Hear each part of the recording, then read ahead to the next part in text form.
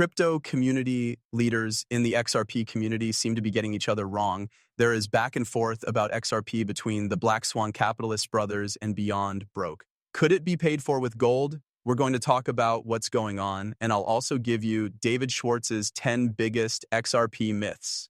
What you need to know. Let's get it. So putting the facts straight, Jake Claver, Beyond Broke. I want to directly respond to what you said in your last video about XRP being backed by gold. That comment was made by my brother and me, as you said. That's why, even though you didn't say our names the second time, it was clear that you were talking about us. That's why I think it's only fair that we make it clear and true for the record, starting with the fact that neither of us has ever said or claimed that XRP could be tied to gold. We have thought about it, though, but that's not what we've said in public or private as a fact in the past.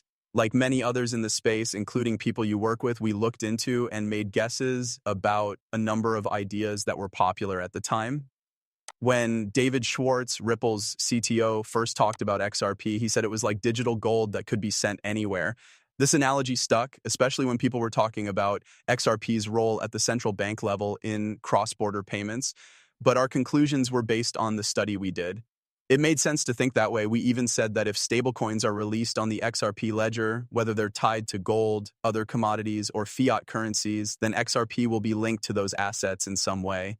And XRP is designed to make it easier for these tokens to trade with each other. This means that even though it's not backed by gold, its value is tied to the value and amount of the assets that are traded on the chain. That alone makes a structural link between XRP and other real-world assets that are released on the XRP ledger. We've gone into great depth. This is not only technically or technologically possible, but also very likely, especially since XRP keeps changing into a platform for tokenized goods and stablecoins.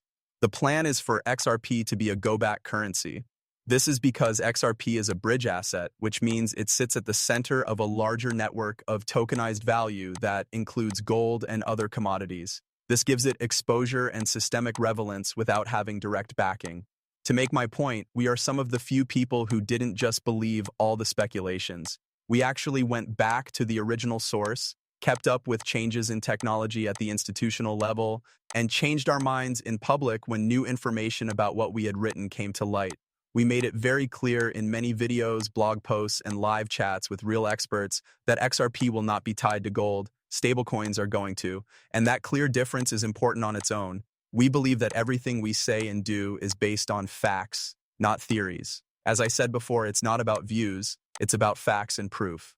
We broke the news in 2021 that the World Bank had released a report called EMDs and Digital Currency, and this report specifically mentioned Ripple and Stellar infrastructure as parts of a suggested stablecoin model that was meant to help emerging markets and economies stay stable. That study even talked about using gold-pegged stablecoins instead of XRP as a way to keep value or improve monetary stability in places where currencies are volatile. That's not our idea. That comes from papers that the World Bank and the IMF have made public. They are in charge then. This separation was backed up by Ripple's own regulatory reports and strategic positioning over the years. XRP is meant to be a neutral bridge asset for real-time value transfer and liquidity. Gold-backed stablecoins, on the other hand, are meant to protect value and keep the money supply stable. In the structure of the new financial system that is being built, these are two very different jobs. We've always gone into that in great detail. Long before it was cool to do so, people have been copying our research, rewording it, and passing it off as their own for a few years now. That's why I'm addressing this so openly and with some anger. Some of the people who are now repeating our results in a different way were not around when we were setting the stage for these conversations. Instead of giving credit to the original source, you and some of your team have changed our words and the historical background to make your comments look smarter than ours. Please be more specific about what you mean when you say that people shouldn't listen to people who don't know what they're talking about. We've been doing the work for a long time before you came in. So there is some drama and tension between these different producers. Let's just finish this, I think. We've never gone after news stories or repeated what other people have said. We look into technical papers, rules and regulations, and institutional files, and we keep an eye on how things are changing all the time. Many of the things we've seen as insights are just reused content from videos, threads, and breakdowns that we already made public and backed up with information and timestamps. To be clear, we're not asking for credit, we're just asking that you get it right. People should expect a full and factual reaction if you're going to use our names and then lie about what we've said or done, especially in this sensitive area. So here is an example of their situation along with all of their jobs and dates over time.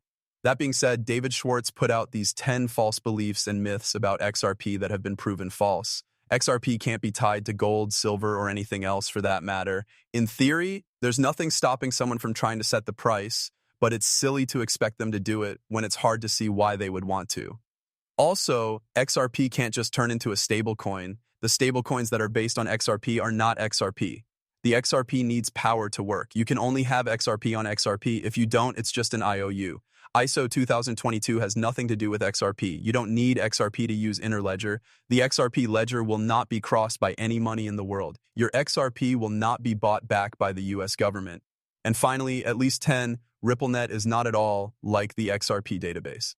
Now, to get back to this dispute, I believe that everyone's views change over time. Plus, if your thoughts don't change, you must listen to the same person too much, right? You need to keep thinking, questioning, and re-reasoning things, and you need to get to the heart of everything. I have met Versant and talked to him more than once. I have to say that this guy is a real gentleman. He is incredibly smart, bright, and knowledgeable. When it comes to blockchains, the IMF, and the World Bank, he can break down a lot of the technical terms and make them easier for people who don't know much about them. Now, Jake is not only broke, but he's also a very interesting person. This seems like a simple case of misunderstanding. Plus, every artist is looking for a way to get ahead, and I think we'll lose sight of what we're really trying to do if we start throwing things at each other and attempting to hit each other in the back. We want to teach people about something that is important to us. I mean, if Versailles or Jake's lives are like mine, I live, breathe, and eat XRP and the crypto space. So do these experts. Also, I think it's important to know that your views will change over time. And when they do, if you can say, hey, this is why I've changed my mind, that would be great. You learned this, this, and this about growing as a person that you know. And I love that so much. I think this small fight between these two groups will be over soon. However, it seems like everyone here is trying to find out what's new and what's going to happen. We can now say for sure that XRP is not backed by gold in any way. However, it looks like stable coins will be, and we might see that on the XRP record soon. All of this is getting really exciting. As a way to show you some other things, they had linked this all to a 3-minute movie. Sign off, people who don't want to watch this movie. I hope you're having a great day, but I'm going to play this and give you some extra background. That's straight from the World Bank, who said that the whole story of safe coins is based on the Ripple network and the Stellar network. We looked into the Bank for International Settlements in great detail, and I will soon be able to show you the document. In it, they talk about two types of money, private money and central bank money. These two types of money fall into the Bank for International Settlements taxonomy. These two are the only ones that fit that description and have been taken in by them. In this case, too, you should look here instead of F over there. That's why they're advertising Bitcoin so hard. They know that most people don't know what we're trying to explain here. These are the real facts about what's going on below the surface. These tools are becoming the new norm. I'd also like to add something to what my brother said about digital money, if I may. It's also important to look at the bigger picture because if we want to switch to a digital currency system, we need to first talk about a digital constitution of human rights. This is because everything we do these days is digital, from business to communication to transactions. It is possible for us to lose everything if we don't protect these rights. So my brother and I are always trying to stress that we shouldn't just jump on board with digital systems. Instead, we need to make sure that they are built with safeguards that protect everyone's freedom and privacy. That's why I'd like to return to gold. This is why Vindal and I always stress on the YouTube channel how important it is to have real assets that are not stored in a computer. Because when we talk to other people in the space, many of whom you may know, it's clear that they know there may soon be a black market where people can trade without going through the system and remain anonymous by using gold and silver. What's interesting is that they already sell the story that you want to trade outside the system if you try to do this. Not only is that not true, it's also unlawful. People want to keep their privacy, and we need to fight to keep it. This technology is now something we use. My brother and I did it too, but we know the good and bad things about it. So getting back to that digital wealth transfer, we talked about how quickly everything is becoming digital. We talked about smart contracts, physical assets, precious metals, a basket of commodities and currencies.